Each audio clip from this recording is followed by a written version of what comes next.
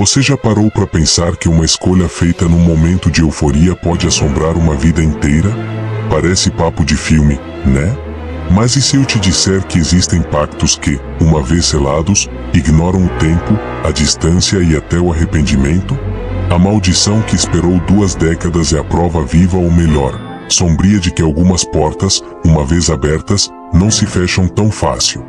Principalmente quando essas portas envolvem uma sessão de Ouija, promessas tentadoras e um preço oculto. Muitos acham que brincar de invocar espíritos é só uma aventura entre amigos.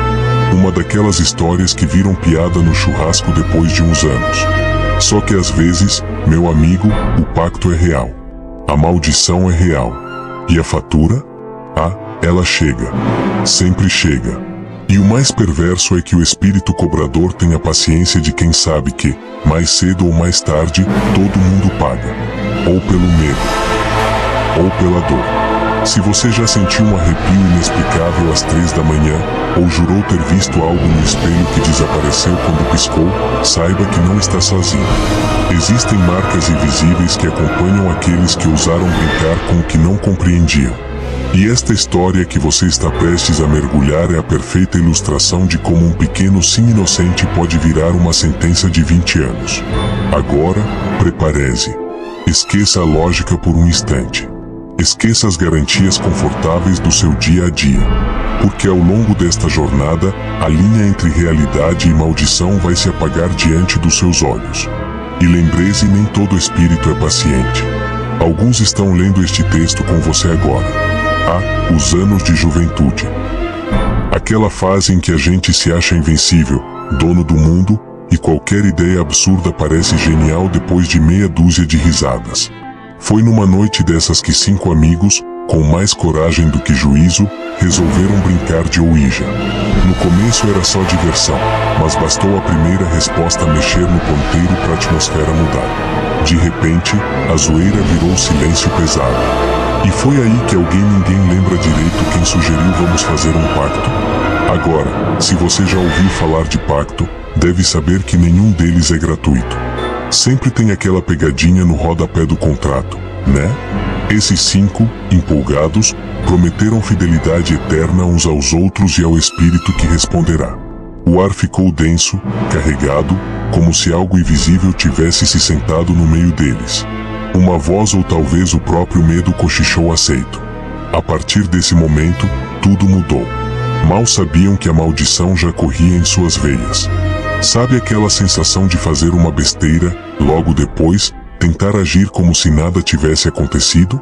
Foi mais ou menos o que rolou. Depois da sessão de Ouija e do pacto, cada um riu sem graça, brincou para disfarçar o medo, e foram para casa jurando que era só uma brincadeira. Mas no fundo, bem no fundo, todos sabiam que algo tinha sido selado, e que o espírito que os assistira naquela noite não era do tipo que esquecia promessas. Os dias seguintes foram, no mínimo, estranhos.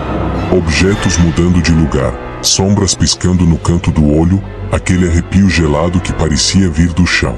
O espírito, silencioso, apenas os observava. Como uma criança paciente que sabe exatamente quando deve agir. Aos poucos, aquela sensação de isso não é real virou um incômodo constante. Um sussurro nas noites mais silenciosas vocês prometeram. E claro, ninguém quis falar abertamente sobre a sessão. Ninguém queria parecer o doido do grupo. Mas o pacto estava feito, gravado em algum plano que nenhuma Ouija poderia apagar. A maldição já tinha nome, endereço e prazo de validade. E como bons jovens imprudentes, eles seguiram a vida, achando que bastava ignorar. Só ignorar um espírito é como ignorar dívida de banco. Uma hora, ele bate à porta. Detalhe importante ao fazerem um pacto: um símbolo apareceu no centro da tábua de Ouija, um número 20. Na época, ninguém entendeu. Deve ser besteira, riram. Só que nada numa sessão de Ouija é por acaso. Nada. A marca era um aviso, uma contagem regressiva invisível, marcada na alma de cada um. 20 anos. E o relógio já tinha começado a correr. Se você acha que dá para fazer um pacto sombrio e depois seguir em frente como se tivesse pedido pizza errada, é bom repensar. Pactos exigem pagamento. sempre exigem. E quanto mais você tenta esquecer, mais eles se alimentam da sua despreocupação. Foi assim que, sem perceber, os 5 amigos abriram mão não só do presente, mas também do futuro. Pensa comigo, se um espírito te oferece algo, ele não é bonzinho. Ele é estrategista. Ele joga xadrez enquanto você mal sabe mexer as peças. A Ouija foi só o portal. O pacto foi a armadilha. E a maldição, meu amigo? A maldição era o bilhete de entrada para um pesadelo que levaria 20 anos para amadurecer. E já era tarde demais para voltar atrás. E assim termina o primeiro ato desta história sinistra. 5 amigos, uma noite boba, uma sessão de Ouija que fugiu do controle, e um pacto que selou o destino de todos eles. Mas calma aí. A coisa só piora.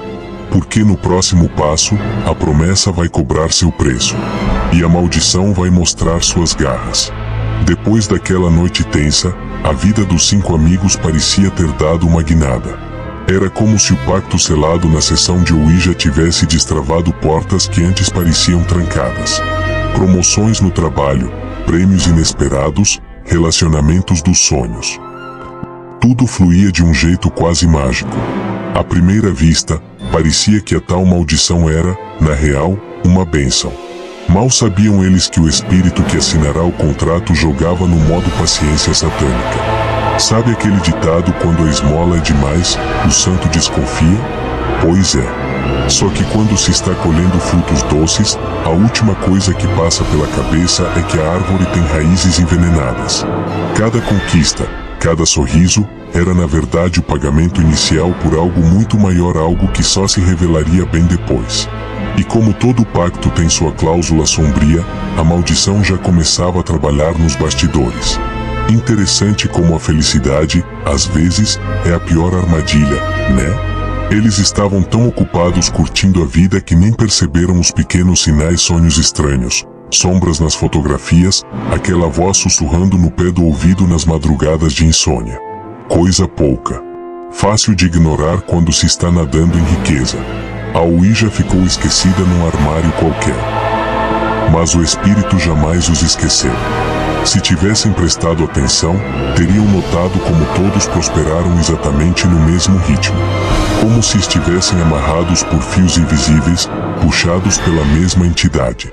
Essa entidade, paciente e ardilosa, sabia que quanto maior a ascensão, mais dolorosa seria a queda. Um pacto bem feito não cobra no impulso, ele deixa a vítima construir tudo, para depois destruir peça por peça. A verdadeira armadilha estava no tempo. Anos passariam até que a cobrança batesse à porta. A maldição não era óbvia, era sutil. Trabalharia nos sonhos, nos medos, nas perdas inesperadas. O espírito esperava o momento certo, como quem assiste uma fruta amadurecer para só então devorá-la. E lembre-se, na linguagem do outro lado, 20 anos passam no estalar de dedos. Um detalhe que poucos notaram ao longo dos anos: eventos estranhos sempre aconteciam nos aniversários de cada um deles. Luzes piscavam, espelhos trincavam do nada, relógios paravam exatamente às 3 da manhã. Alguns riram, outros rezaram, mas todos seguiram em frente. Era como se um sussurro coletivo dissesse: a maldição ainda não acabou.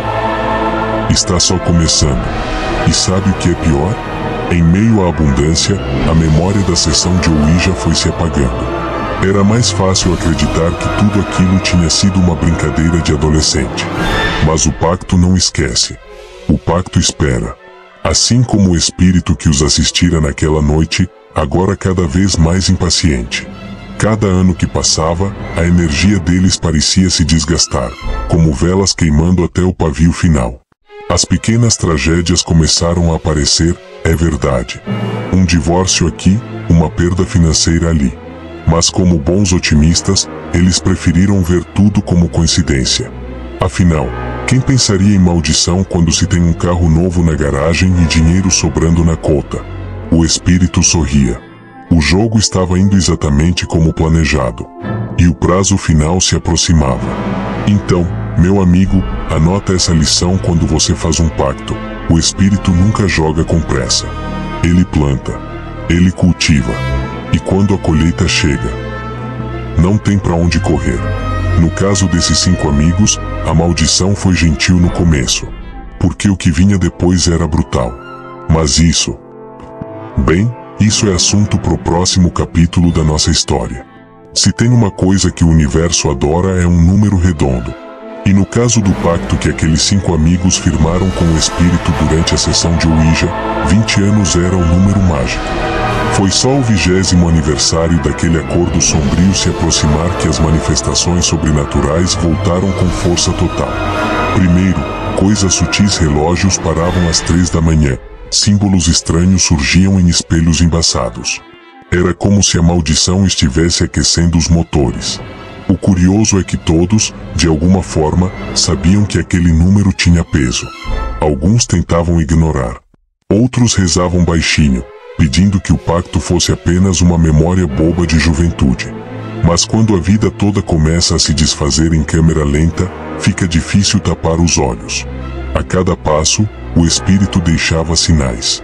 Pequenos lembretes de que a hora do pagamento estava chegando, e a cobrança seria feita com juros emocionais altíssimos.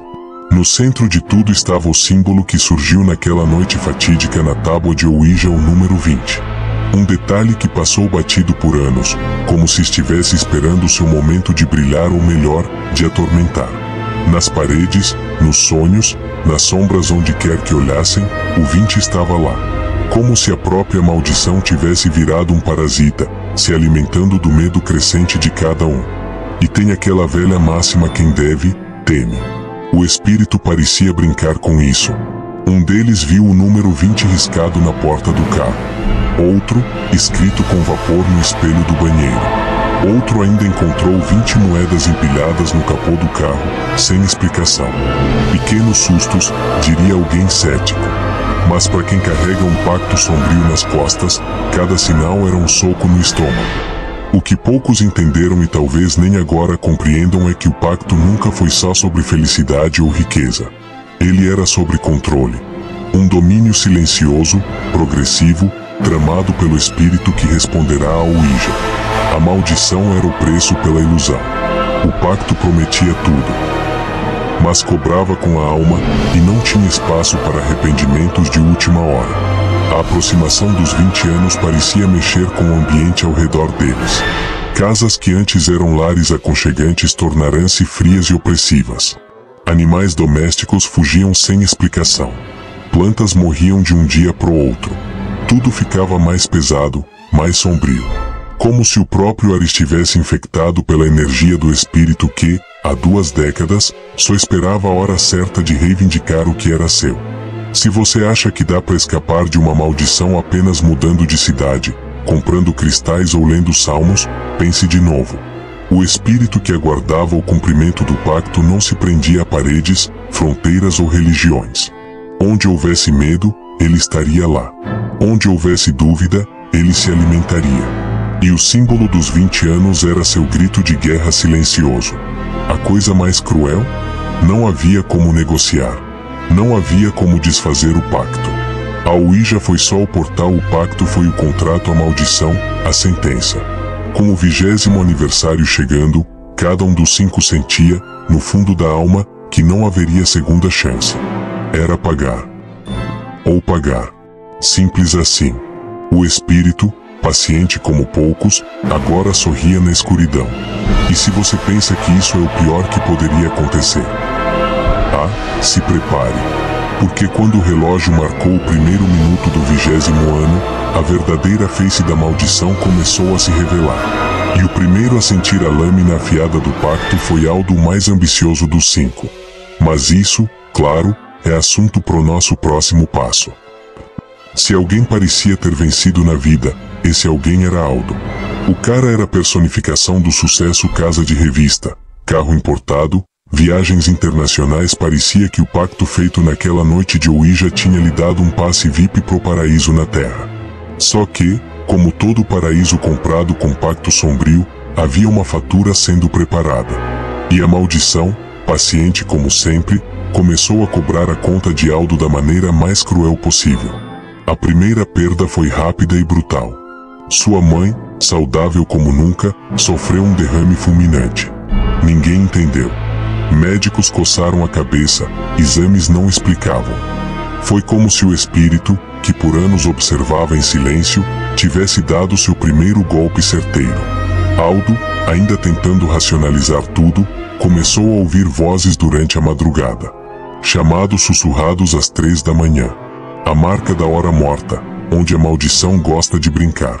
Logo depois, veio a infertilidade. Aldo, que sempre sonhara em ter uma família grande, se viu diante de diagnósticos médicos que soavam como sentença. Sem explicação aparente, ele e a esposa passaram por tentativas, tratamentos, promessas. Nada funcionava. Era como se o pacto tivesse roubado o futuro que ele tanto almejava. O espírito, sempre faminto, parecia agora brincar com suas esperanças mais íntimas, mostrando que felicidade de pacto tem prazo de validade. E não parou por aí. Como se não bastassem as tragédias pessoais, os amigos começaram a se afastar. Festas às quais Aldo era presença obrigatória começaram a acontecer sem ele ser convidado. Telefonemas diminuíram. Abraços esfriaram. Era como se um isolamento invisível tivesse se instalado ao seu redor, um campo de força construído pela própria maldição. Quando o espírito decide agir, ele não deixa buracos, ele te cerca por todos os lados. Aldo, que antes esbanjava confiança, agora andava cabisbaixo. Olhos fundos, humor instável, noites mal dormidas. Tentou de tudo: viagens espirituais, consultas de Ouija, rituais de limpeza. Mas nada parecia capaz de deter o peso que se acumulava sobre ele. Cada novo passo parecia puxá-lo ainda mais para o abismo. E, claro, o número 20 continuava assombrando seus dias, aparecendo nos lugares mais improváveis como lembrete cruel do pacto selado. A parte mais sinistra, Aldo começou a ver o espírito. No começo, era apenas uma sombra no canto do olho.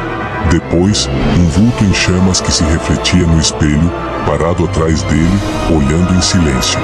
Uma presença constante, como uma febre que você sente mas não consegue explicar. E a cada aparição, Aldo entendia aquilo não era um aviso. Era uma contagem regressiva. A maldição não vinha para assustar. Vinha para consumir. Ele tentou pedir ajuda aos antigos amigos, aqueles com quem fizera o pacto. Mas cada um estava lidando com seus próprios fantasmas. E, sinceramente, quem iria acreditar que um pacto juvenil de Ouija poderia ter criado uma maldição de 2 décadas? Aldo descobriu que, em tempos de desespero, a solidão é a pior das prisões. O espírito sabia disso e se alimentava da desesperança, da culpa, do isolamento. Mesmo sem acreditar, Aldo chegou a procurar padres, pastores, médiuns. Todos sentiam a presença. Todos diziam a mesma coisa: isso é maior do que eu. Nenhum ritual, oração ou promessa conseguiu afastar o vulto em chamas. O pacto, assinado de livre e espontânea vontade, era irrevogável.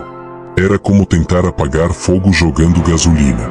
E cada tentativa só parecia fortalecer ainda mais a entidade que, dia após dia, apertava o cerco. E assim, Aldo, o grande vencedor, se tornou a primeira vítima real do pacto. Um homem rodeado de riquezas, mas totalmente destroçado por dentro. Perdido entre a lembrança do que tinha e o terror do que se aproximava. Porque o espírito não queria apenas destruir. Queria marcar. E Aldo ainda não sabia, mas a verdadeira agonia estava reservada para a hora morta, o momento em que a maldição mostraria sua face final. Mas essa história a gente conta no próximo passo. Existe um horário que, só de ouvir falar, arrepia até o mais corajoso. 3 da manhã, a famigerada hora morta. É nesse momento que, dizem, o véu entre os mundos fica mais fino, e o que deveria permanecer escondido resolve dar uma voltinha pelo mundo dos vivos. No caso de Aldo, a hora morta era como o toque de despertar do espírito com quem firmara o pacto. Cada noite, à mesma hora, a maldição dava sinais de que a cobrança estava prestes a se concretizar. Tudo começava com pequenos ruídos: o ranger de móveis, passos suaves no corredor, o bater leve na janela fechada. Aldo tentava racionalizar, claro, vento, encanamento, imaginação fértil. Mas quando o relógio piscava exatamente às 3 e ele via o reflexo de uma entidade em chamas no espelho, Todas as desculpas evaporavam. Era o espírito, a assinatura viva da maldição, anunciando que já estava dentro da casa. E cada vez mais perto. Não era só uma visão comum, não. A entidade parecia vibrar no ar, com uma presença tão pesada que o simples ato de respirar virava um desafio. Era como se o próprio oxigênio da casa tivesse sido corrompido. A figura, feita de labaredas vivas, carregava nos olhos um brilho vazio não de raiva, mas de algo pior, de posse.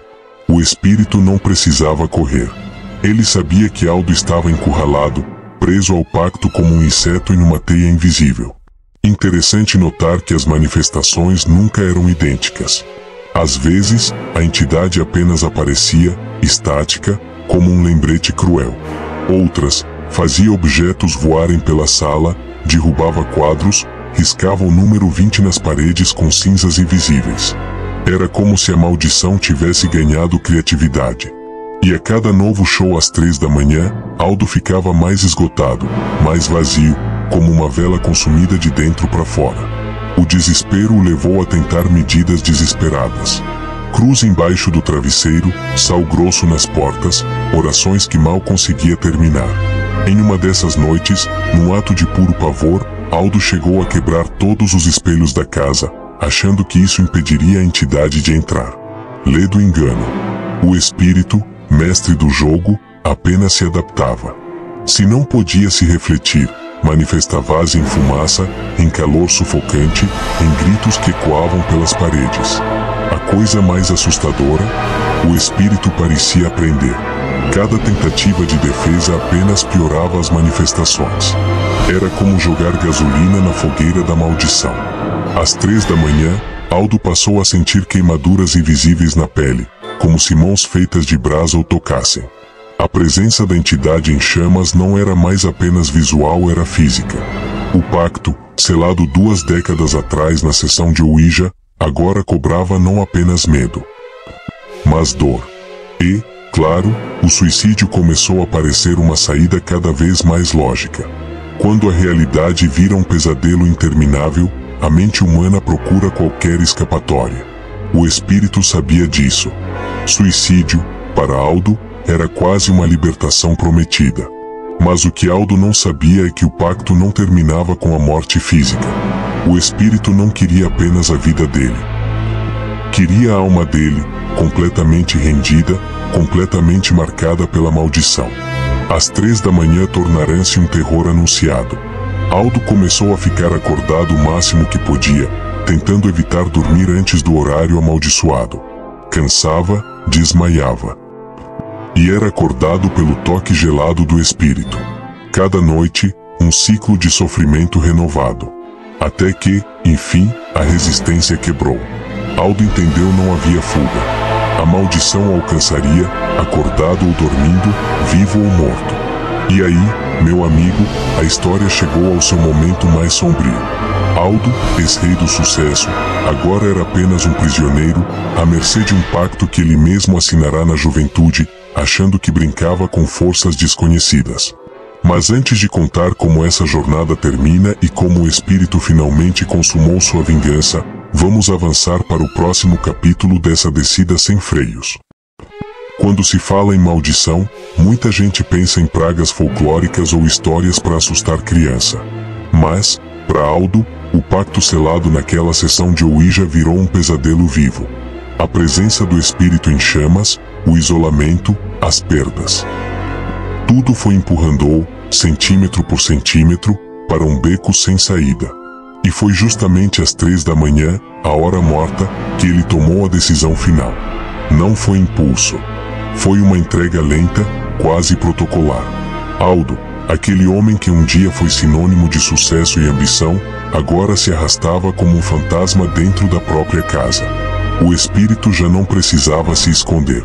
Era visto abertamente, às vezes sentado na poltrona da sala, outras vezes de pé à beira da cama, com labaredas dançando como serpentes no escuro.